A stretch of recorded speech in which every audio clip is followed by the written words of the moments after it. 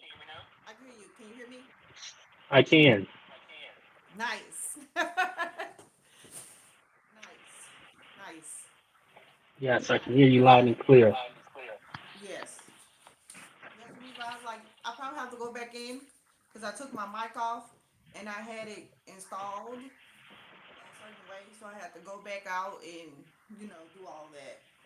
But Okay. thank you and welcome, welcome, welcome. Hi, how you doing today? I'm okay. How are you doing? I'm doing fine. I'm doing fine. Very Doing good. fine on this lovely day. I'm excited to chat with you and get your perspective and offer my perspective. I know, right? I know, I know, I know. So I just want to say this. Hello, Mr. Demetrius. It's Demetrius, correct? Yes. Kirk. Demetrius Kirk. So you are RN and a licensed nursing home administrator with a MBA and of course, a MSN, correct? Yes. So tell us a little more about that. Tell me a little more about that. Yeah. So by trade, I like to say I'm a registered nurse. Mm-hmm. I started out as a CNA, LPN, then RN.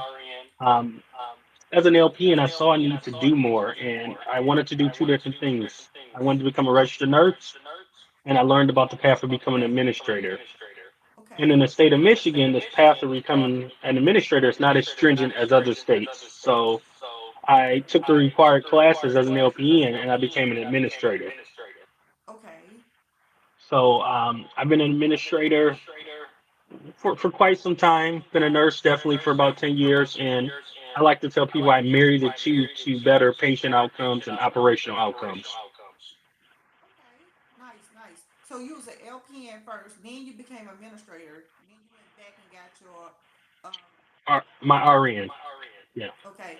So then did you then go back to school to get the MSN after you was Yeah. already a So licensed nursing home administrator? I did the steps right. A CNA, LPN, 2 year RN. I got my BSN and then my master's in informatics. Okay. Yeah. Okay. And Okay. then after my master's in informatics, roughly about 5 months later, I got my MBA in healthcare management. Okay. Okay. Okay, I can see that. All right. All right. Okay. Okay. All right. I That's really good. got the MBA as I tell people because I wanted to understand the financial statements. Right. I was excellent as a organizational leader, but I didn't understand those financial statements. Um, so obtaining that MBA allowed me that or afforded me the education to understand those financial statements. Okay. So first you was doing clinical, then you want to learn more of the operational side when it comes to the operation and the financials and everything that goes on with the day-to-day operations. Then you decided to go with your MBA while you was a licensed nursing home administrator. Yeah. I started off, like I said, as on the nursing side, Okay. and I looked at the administrators who were making decisions and realizing that they were only focusing on operational outcomes. Okay. And as a DON, you have some say, but I think ultimately it can come down to what that administrator wants to do and how they want to move forward. So I looked at how can I really better the patient outcomes and balance operational outcomes. So I wanted to marry the two, and that's why I did the MSN and the MBA, because it gives me the best of both worlds. I understand how lowering that PPD or any other operational decision is going to affect the clinical outcomes. And when we talk about clinical outcomes, it's not just patients, right? It's also the staff that's impacted. So when we Correct. talk about raising or lowering staff, how did it impact our patients, and overall, how did it impact the organization from a 5-star quality level? Correct. Correct. Correct. I can see that because I started to notice when I first got into the industry, mostly it was like a lot older individuals who was nursing home administrators. I was like one of the youngest in Tennessee, so it's only due to the fact that my brother was in a nursing home when I was an administrator in middle school. So that's the reason why I was able to get all the information ever since I was in middle school to be a nursing home administrator. So, but I starting to see now a lot of nurses, LPNs is coming as a nursing home administrator because a lot of individuals not understanding that nursing home administrator is like a trade due to the fact that I think this is one of the only, now probably not the only, but a few leadership roles or positions that an individual can have only based on them having some type of preceptor in some states. So basically, it depends on another person. If that person become a nursing home administrator, it depends on what state it is. Some states you have to have some type of master's degree, but in order to be a nursing home administrator, you have to have that preceptor. So that preceptor with the AIT, that person is responsible for the administrator to become an administrator. And I think that that is good, but it's hand picked. Yeah, Administrators are very hand picked. So definitely. I wanted to say your mic goes in and out a little bit, so sometimes I can hear you, and then sometimes I don't hear anything. okay, okay. Like I was saying, nursing home administrators are handpicked. So it's not them in a positions where it's actually handpicked. So Hmm. you know, I think there's some things that hurt our community. Just the fact that a lot of preceptors, administrators are handpicked. But I really applaud nurses who decide to go to that extra step to decide to be administrator. I really do. So thank you for joining in. So we're gonna talk about the state of nursing homes. So there's two topics that I would like to discuss, and I don't want to keep you all day. One of them I really wanted to talk about it is basic. Our cameras are needed in nursing homes. Of course, you have your take on it, and I have my take on it. So let's jump right on in it. So of course, you know, I think having cameras in nursing homes is needed, and you are against it. So, what are your why are you against it? So I think cameras and nurse from a litigious standpoint is not what you need, right? I've worked for organizations that had cameras in a facility, and it didn't help them from a litigious standpoint, right? And it's not that a facility's not trying to hide anything. It's just, are they in a hospital? They're not in patient rooms in the hospital. I'm okay with them being in common areas, but I'm not a fan of them being in a patient's room. I don't think that we should impede on patients' privacy. And then, as I stated, right, it opens the door for litigious reasons. Okay. Um, my thing is, I think is I would love to have cameras in nursing homes, and if it came down to like mandation, it would come to like common areas as you speak of, but it's option if the family wants them in the room. So it comes if the option, if the family wants them in the room, or if the resident who have a high BIM score would like for it to be in the room. So I am down for that. I'm gonna tell you the reason why I love having cameras in nursing homes. Because of course there's other nursing homes that I have that didn't have cameras, and I'm gonna tell you why. Of course, during the pandemic, of course, we have all the extra stuff that happened. You already have the COVID situation. So during that time, I had some of the best stats in when it came to Shelby County. But my issue was what I became very strict on is the fact that sometimes my staff, instead of them going to the front door to want to come in and get screening, they'll go to the back door. And so that's an issue when you're talking about a lot of your residents probably getting COVID, because a lot of facilities residents got COVID not because of their families, because visitation was cut. It was due to the staff. And if staff cut corners and they don't want to go into the front to actually get screened and wear their PPE properly, that became very dangerous. And sometimes when you ask staff, did you have it on? Of course they're gonna tell you yes. And you want to know, a lot of administrators want to know how this outbreak happened on this hall? Who's not wearing their stuff properly? What is going on? So of course they're going to tell the administrator, yes, I had it on properly. Yes, I took the PPE off when I came out before I came out of the room, and I put another one on before I went to the next room. But we all know that sometimes it's false. So I had to become very, very strict on it because I didn't want the residents to get COVID. And I knew that it was coming from the staff because when the staff leave, you don't know what they're doing at home. I had staff that was going to the clubs during the pandemic. I had, and plus when we had the whole situation with George Floyd and all that, so a lot of people was really, really very, very hyped on the situation, especially in the black community.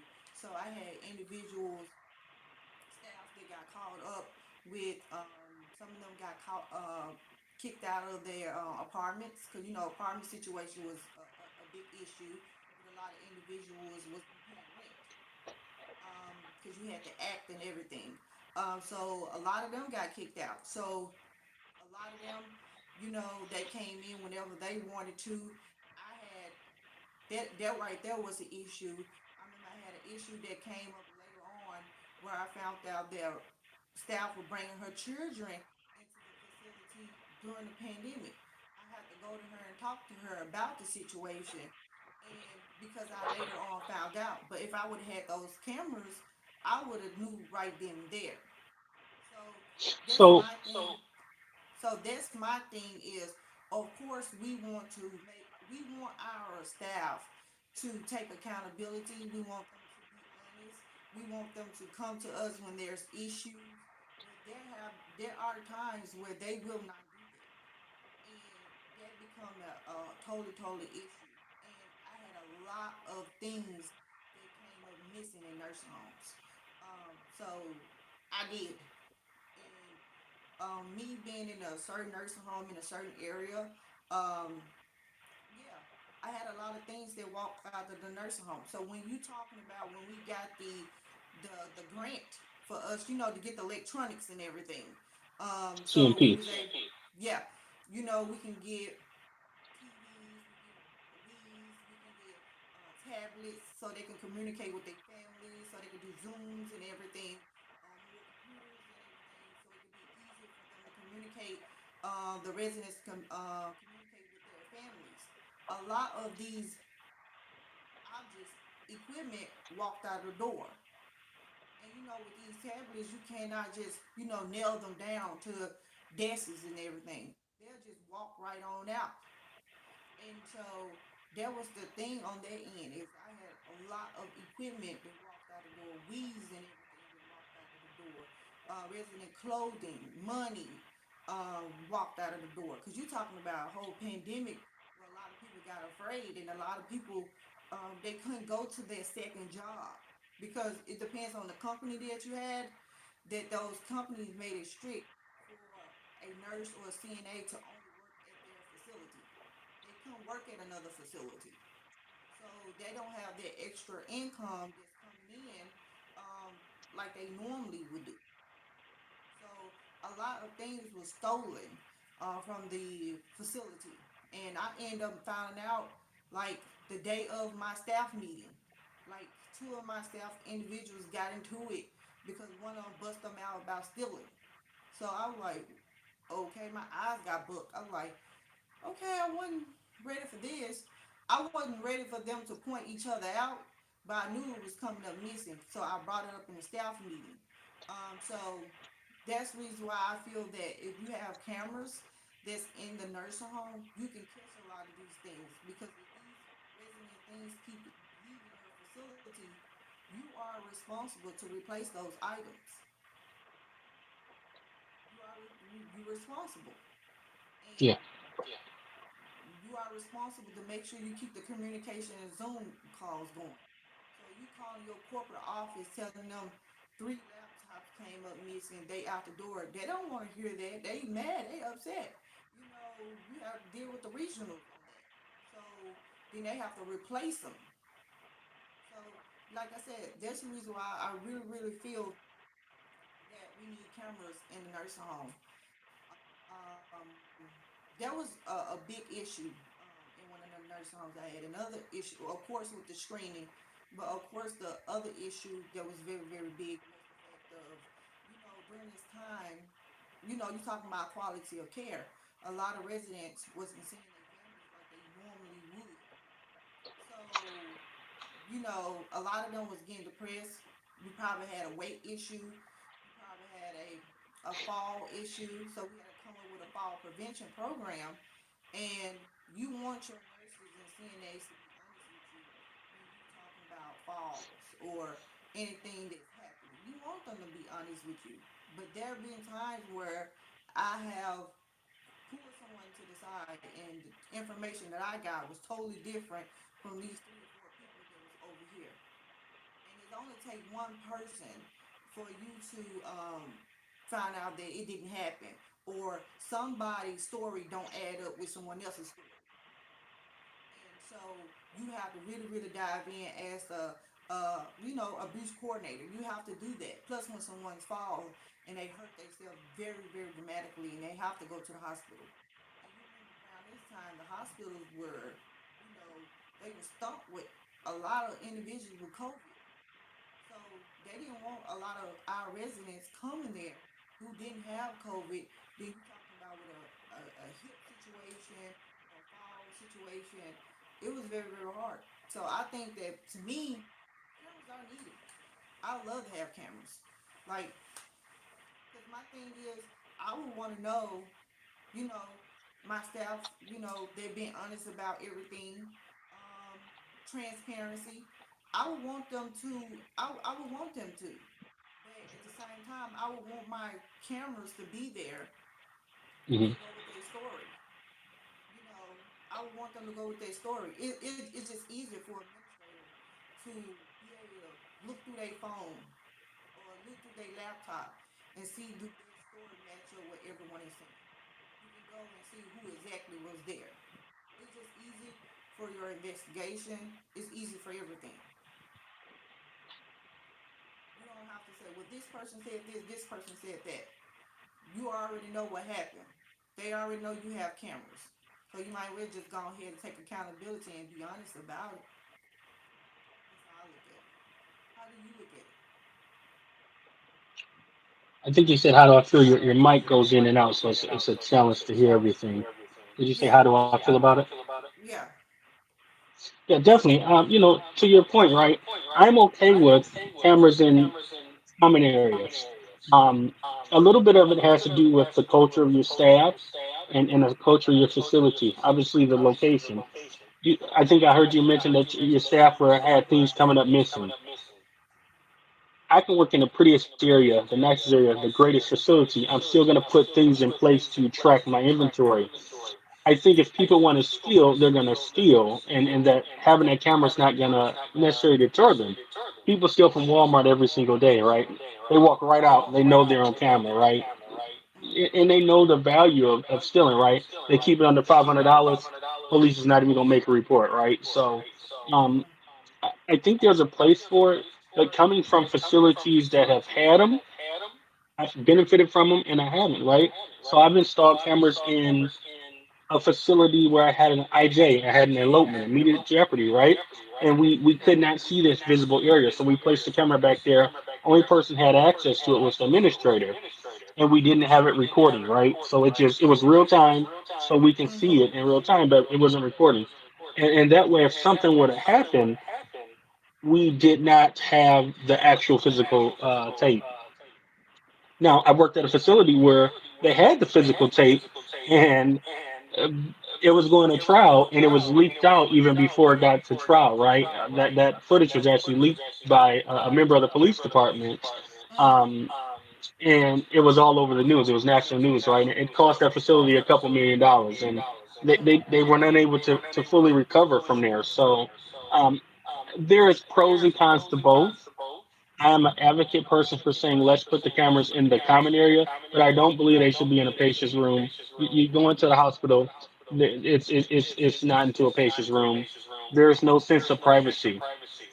We know as administrators how quick a patient get moved from room to room.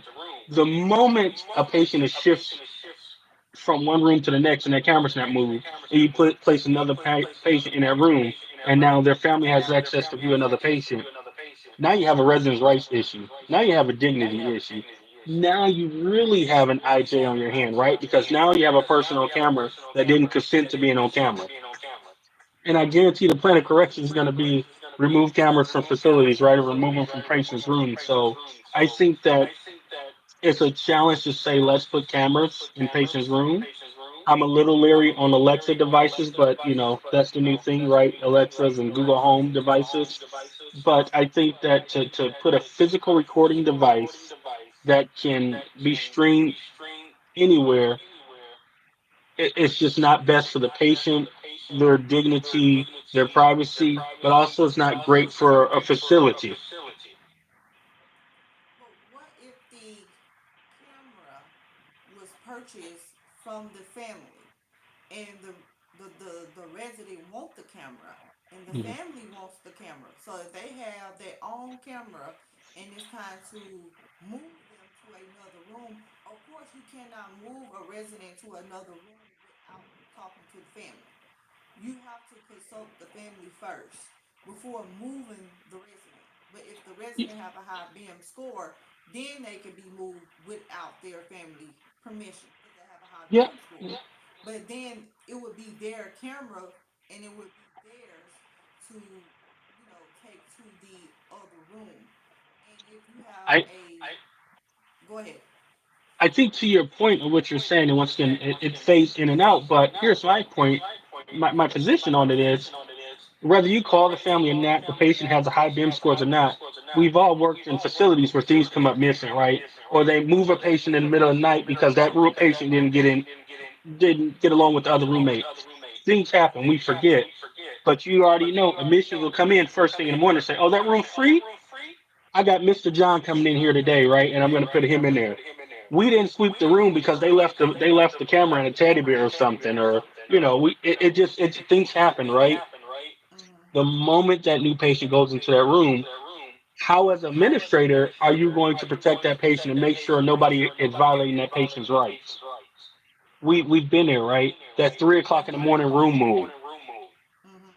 How do you handle that when somebody goes in there at 8 o'clock in the morning and now you have a new patient in there, or a patient who is dementia patient that wanders into that room, and now that dementia patient that wandered into that room that did not agree to be on camera, now they're being streamed to who knows how many tablets, how many phones, and where that stream is going.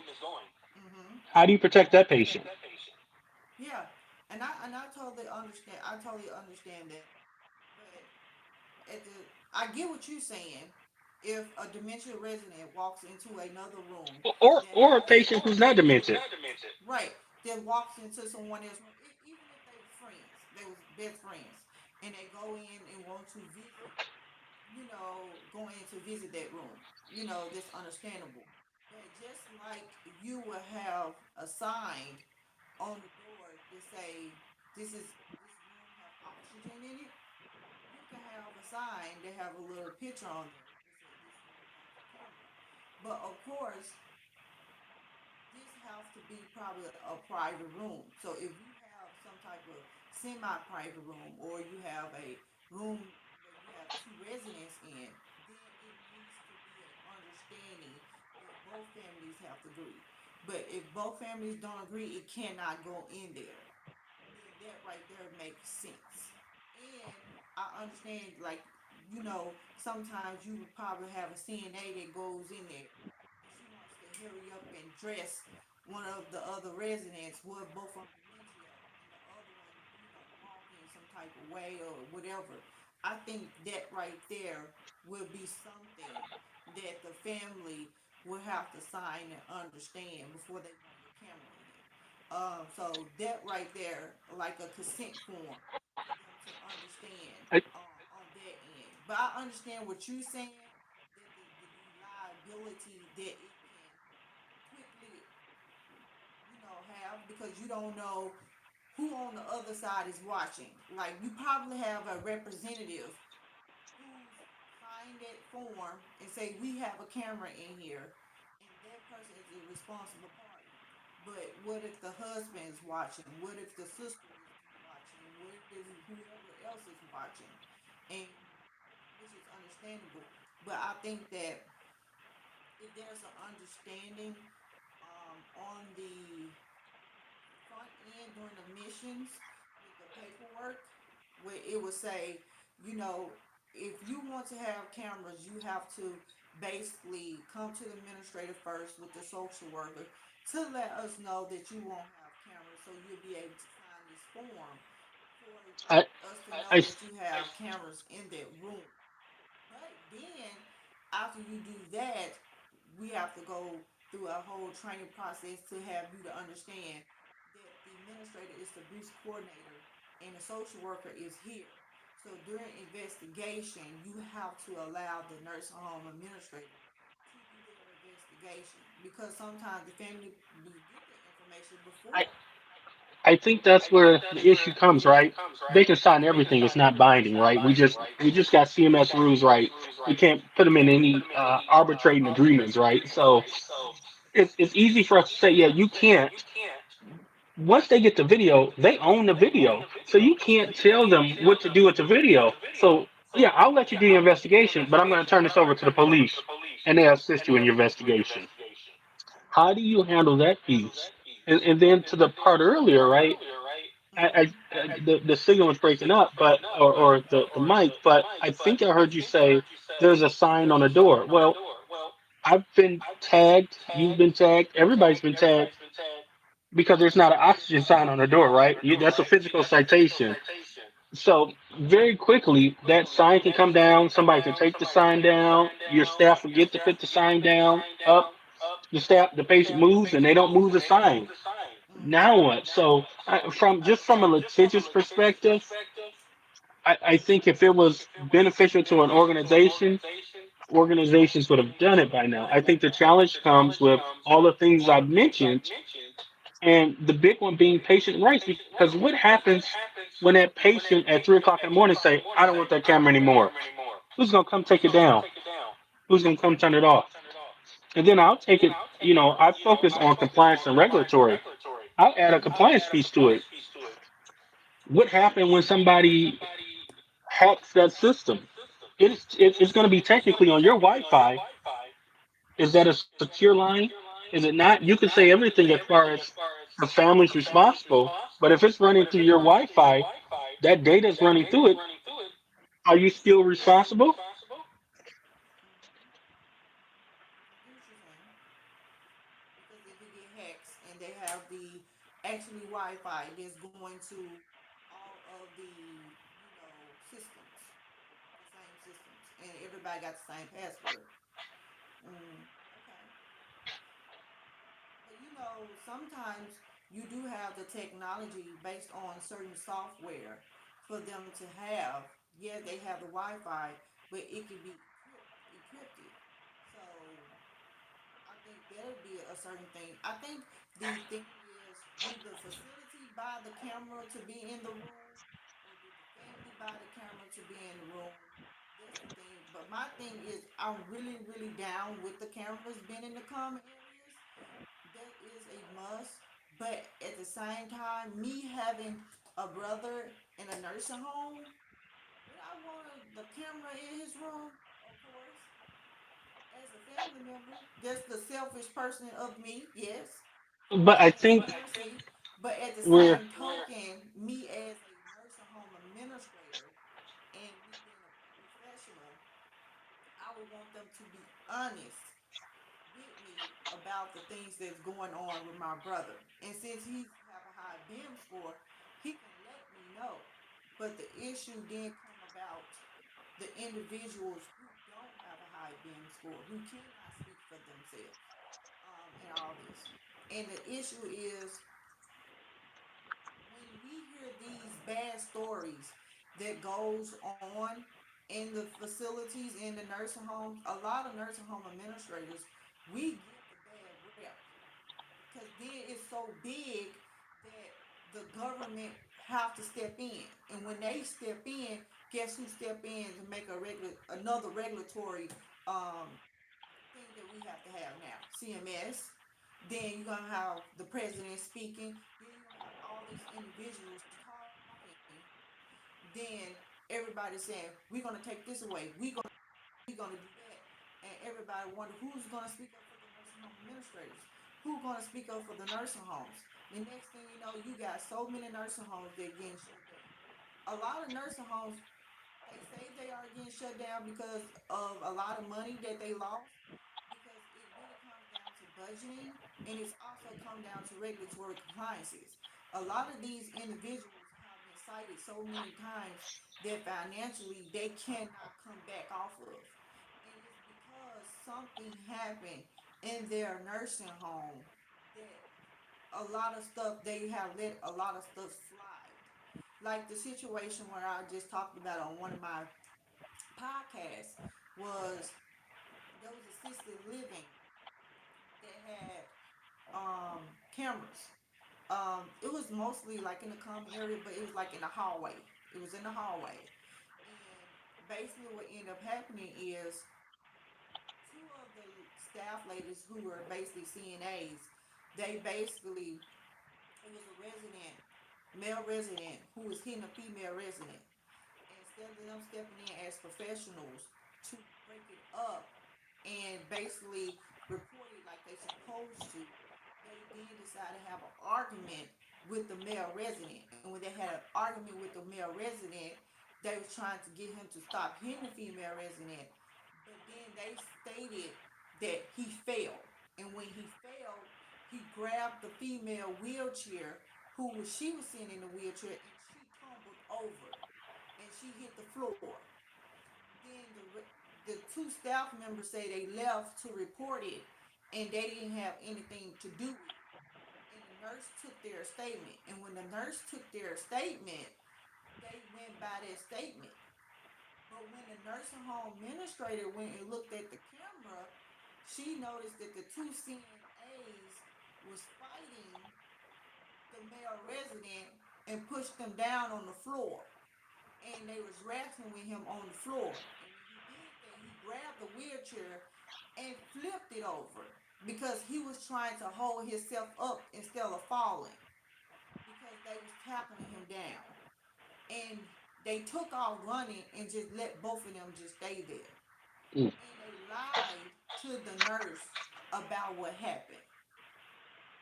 And now that the nursing home administrator had the cameras, she immediately was able to report it very, very soon, very, very quickly. She called the police and let the police know.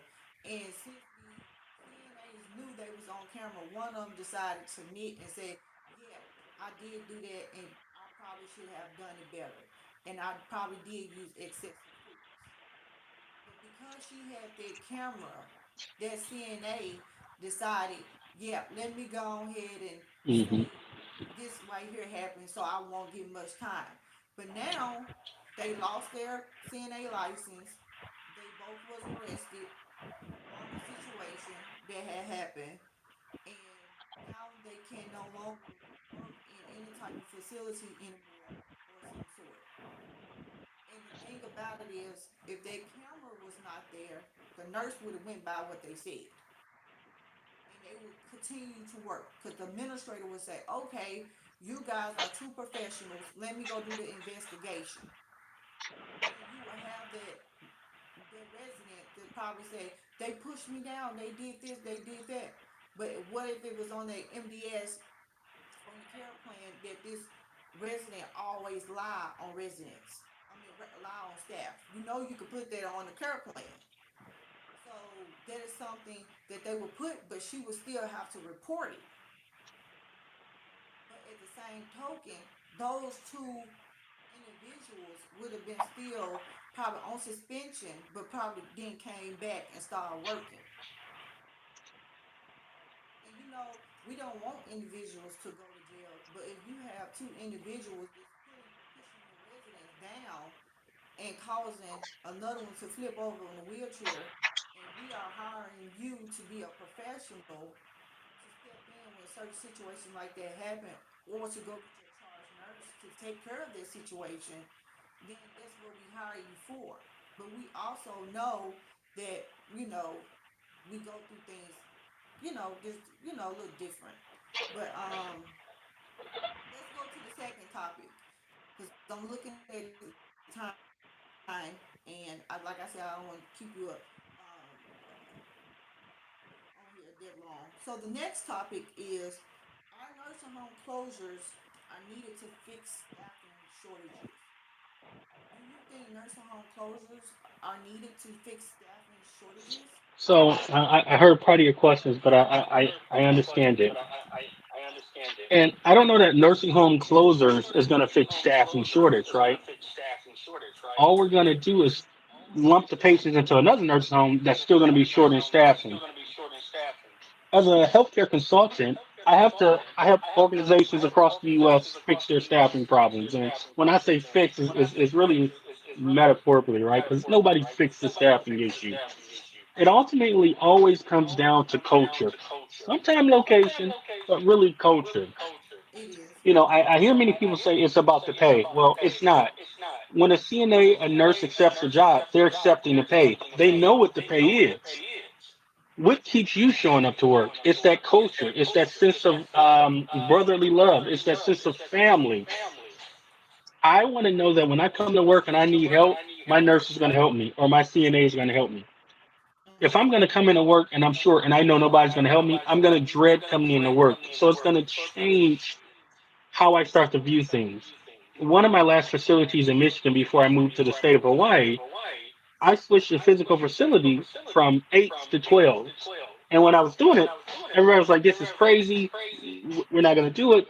But what we actually did was we eliminated a shift that we had no staff on. We had zero afternoon staff, and I was mandating every single day. But when we went to 12s, believe it or not, I had staff who was showing up to work, doing their 312s, and moving on about their life. I didn't have staff calling off as much as they previously were because they weren't worried about being mandated, right? If they were working a day shift, they knew I had zero CNAs on that sheet.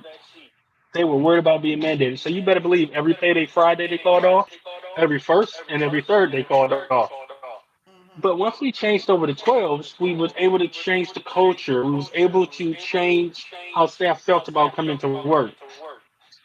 I've closed the facility down. It's not fun. Um, One of the facilities here I recently closed. It was closed after 66 years. I've helped other facilities close as well. It's not only detrimental to the residents, to the staff, it's detrimental to the community. Taking a facility out of a community that's been established in the community helps no one. We have to get to the root of the problem.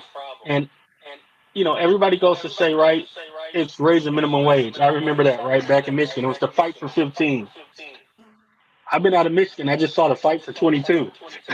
So they got to 15 and it didn't solve the problems, right? How do we help people with money management? And people say that's not the job's responsibility, but how do we can give you as much money as you want, but if you don't know how to manage it, we're going to be in the same position. We need to help and equip our seniors, help and equip our nurses with skills that not only benefit them at work, but also benefit them outside of work as well. As employees, we have to be flexible and nimble as an organization.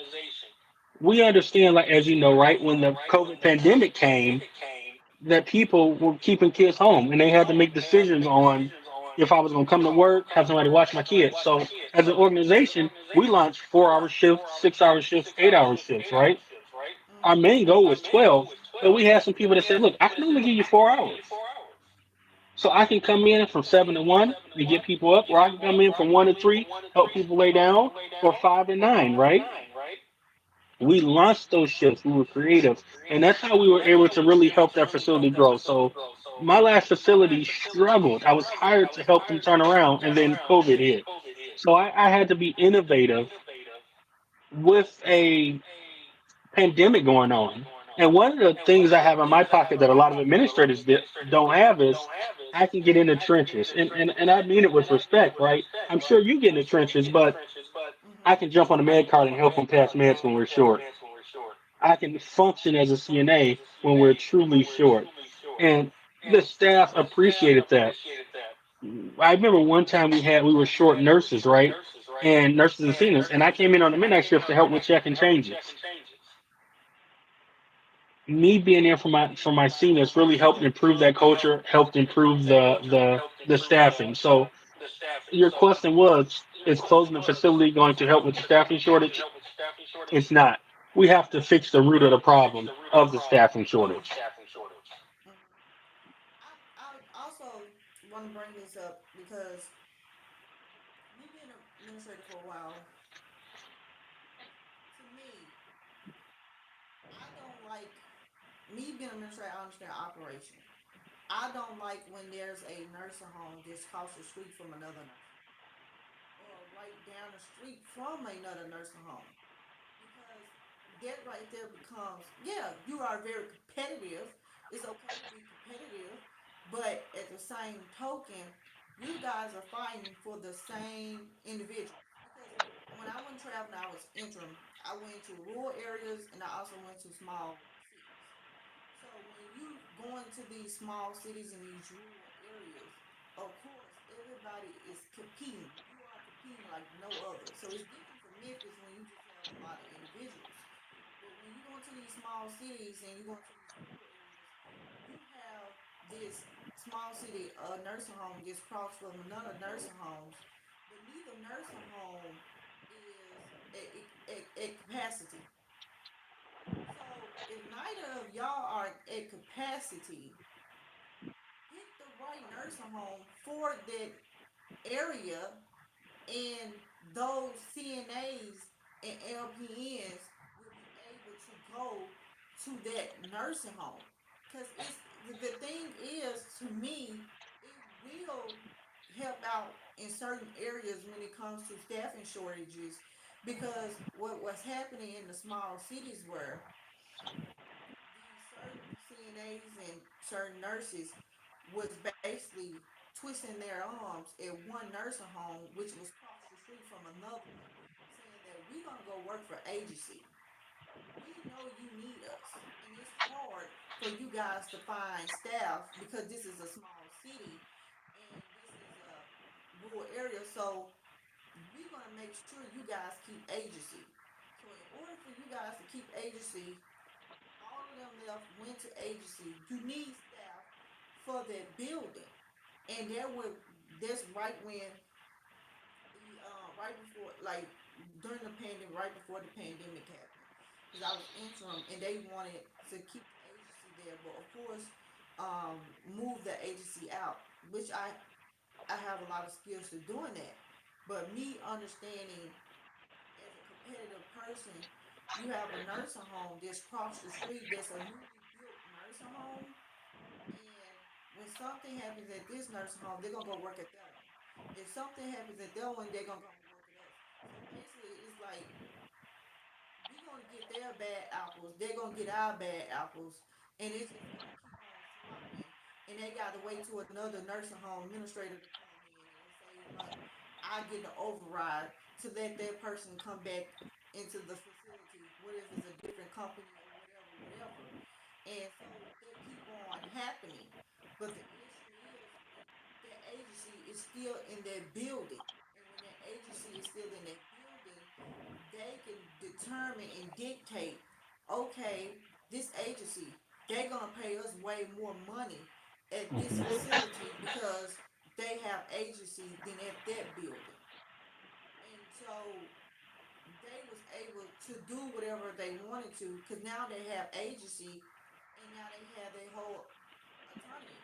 So it's like the agency can take your staff, but you got a contract. There was there was a contract that was already signed before I got there. But basically, if you take the staff from the agency, you have to pay them a finder's fee. So it was like this right here is just crazy. How you guys can take our staff, but we try to get our staff back, we have to pay a finder's fee, which is not okay. But these staff, they want to stay with agency due to the fact that the benefits that these nursing homes have sucks. These Mhm. benefits sucks. A lot of these individuals don't have these benefits. Then me working in nursing home as a nursing home administrator, a lot of agencies have became very, very competitive where it's now to the point where they now have benefits. At first, you could tell a staff, oh, we have benefits, and agency don't have benefits. Now, agency do have benefits. So now, how are you competing with staff? Knowing that the fact that agency now have benefits, agency got better benefits than some of these nursing homes. One of them brought their benefit packet to me, and I said, "Let me see, cause I want to be competitive. Let me see what how y'all benefit packet is different from ours." And I looked on there. I said, "Wait a second, cause they already not getting taxes taken out because they agency, they self-employed. So I'm looking at I'm looking at their vision. I'm looking at their dental. I'm looking at everything. It's already cheaper than ours, and they already getting Hmm. paid twice and three times much as our staff. So if they getting paid two, three times as much as our staff, and their benefits are cheaper and better, guess what? They gonna go to them ASAP immediately. Hmm. And you talking about agency, their food is getting paid for, their housing is getting paid for, their gas getting paid for, rental is getting paid for. So and they getting paid two times, three times as much. So what's the point? So it's like you have to put some of these nursing homes have to get shut down because you have to bring all those people in that area to one nursing home. You have to. You stop some of the competitiveness going out. It's just like you. It's just like you drive in a Bible Belt area, like Memphis is a Bible Belt area. You'll have a church right here, and you'll have a church across the street or on the next block. Why is that when you got everybody in the neighborhood? Everybody in that neighborhood needs to be going to that one church with that one pastor. If they got the same religion, why is one going across the street or on the next block? Everybody needs to go to that one church, and they should be able to help that church out, Hmm. build that church up bigger so it could be a big church or a nicer church, and it will be great instead of being so competitive with one another. So that's what the thing is on their end. And I do think that some of these nursing homes do need to get shut down. They do have to get shut down. I have went into some nursing homes where I said, "Oh my God," when it comes to a lot of maintenance issues. And they continue to, they want to have the best maintenance director. I remember the time I had one of the best maintenance directors that could do everything. And he's at the point where he was tired. He said, "I do everything for this building, but I don't get paid like I do." And he did do everything because most of the time you go to any other building, you have to call the vendor to do roofing or do some parts of roofing or some electrical work or something of that, even some main deep plumbing. My maintenance director I had, he used to be a electrical engineer, and he was at the point where he was at retirement age. So he said he was okay because it was like right down the street. Like I said, this is one of the rural areas he didn't care. But he knew that we wasn't gonna pay him like he was when he was getting paid for the state or the city. Yeah. So that's the thing, and he could do everything. When I tell you he could do everything, he could do everything. You talking about all electrical work, all plumbing work, he could do it all. He was fixing stuff.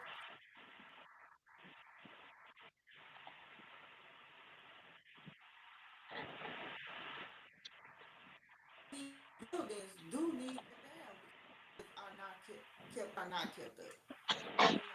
They're not. It is, the administrator is responsible for every department. Every department, every single department. Even when the department head is out, you are still responsible for every department. And I'm very good when it comes to maintenance and everything because I've been doing this for so long. But at the same token, it's like the main issue that administrators hate to have is a roofing problem and a plumbing problem. That is one of the main issues that a lot of nursing homes hate to have. And a lot of these corporate offices do not want to spend their money on their roof or really on their plumbing. They will not. They'll go the cheap way out and keep going the cheap way out instead of doing what they supposed to do. And so there could be a issue on their end. But thank you for coming on to Black. I I appreciate you enjoyed having that. me. Appreciate Thank your you, thank you, insight. thank you. Thank you, thank you. We should do this more often.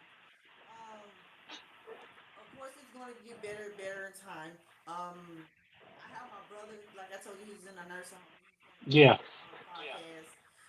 So me and him going to have a nice little conversation. So he's ready to have a conversation with me about all his stories. Like my brother been in a nursing home ever since he was 20, and he's Wow. 43. Wow. And he's 43. So he have a lot of stories. Like I already know. He tell me all the stories that He even told me. He said his best days is when he first got into the nursing home when he was younger. He said he had some wild days. I said, "How you have wild days, nurse?" He said, "Nursing home." He said, "Tammy, you just don't know." He said, "There's some days, but some days you was not there." And so he's gonna let everybody know all his little stories, that he had in nursing home, and this is gonna be very interesting because he told me some stories. So he definitely is gonna come on my podcast. So we definitely gonna have fun with this. So thank you so much for coming, Mr. Derek. I really appreciate it. Hey, I appreciate you for having me on your podcast. And I look forward to seeing you and your network grow. Thank you so much. Bye.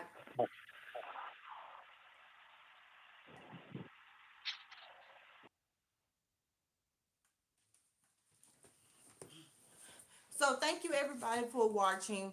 I really, really do appreciate it.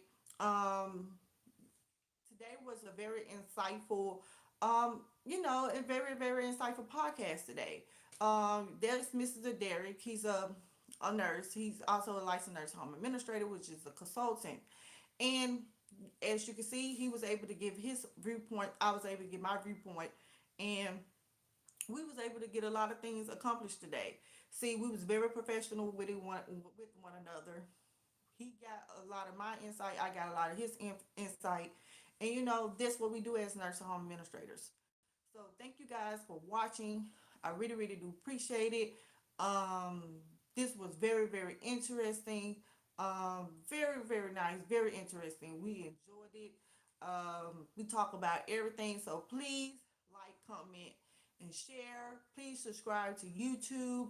Please is go to my Instagram and follow me on Instagram at Black period content.